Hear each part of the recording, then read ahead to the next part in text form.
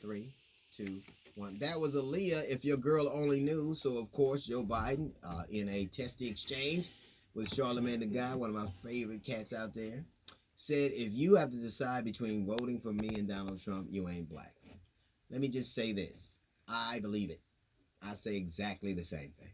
I cannot think of one black Trump supporter that I find redeeming in any way. I can't think of one black Trump supporter who I respect or like. I can't think of one that isn't either shithouse crazy or coon. I can't think of one. I will grant you that probably what Biden said offended a lot of people, maybe. But it wasn't the most racist thing I heard or saw last week. The most racist thing I saw was that Donald Trump refused to hang the portrait of the first black president in the White House, breaking a 50-year precedent. Why do you imagine that was? What I find particularly egregious is this.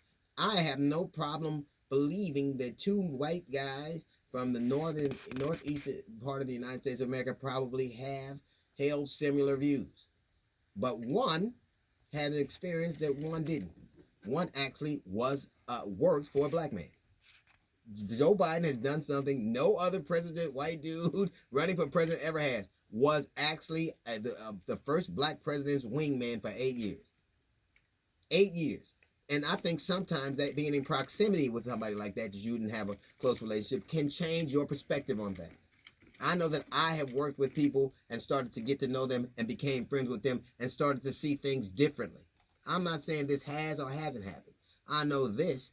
You can be a black Republican, and I wouldn't have a problem with that.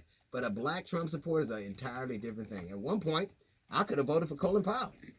He was a Republican. Black Trump supporters, to me, have to see generally their humanity. Have to look at all this horrible stuff and go, I don't care. As long as it's working out for me, I don't care. Do I think that they've held some of the same views, Biden and Trump? Maybe. But I believe this. I don't believe that white supremacists would be emboldened by Biden. I don't think they'd be walking around, we got our guy in the White House, and act accordingly. I don't think children would be in cages. I don't think that Biden would tell people to ingest disinfectants.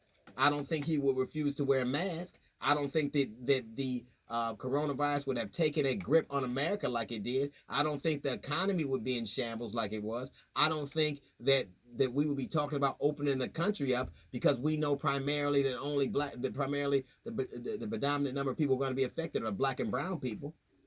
Yes, if you say that was racist, and that's fine. I understand it. I get it. Lyndon Baines Johnson was a racist. He didn't have any love of black people. I think he did some stuff that benefited him. Earl Warren didn't like black people. Supreme Court Justice Earl Warren, he didn't like black people. You got the Miranda rights, Brown Boarders education. FDR didn't like black people. Look what happened. Kennedy didn't like black people.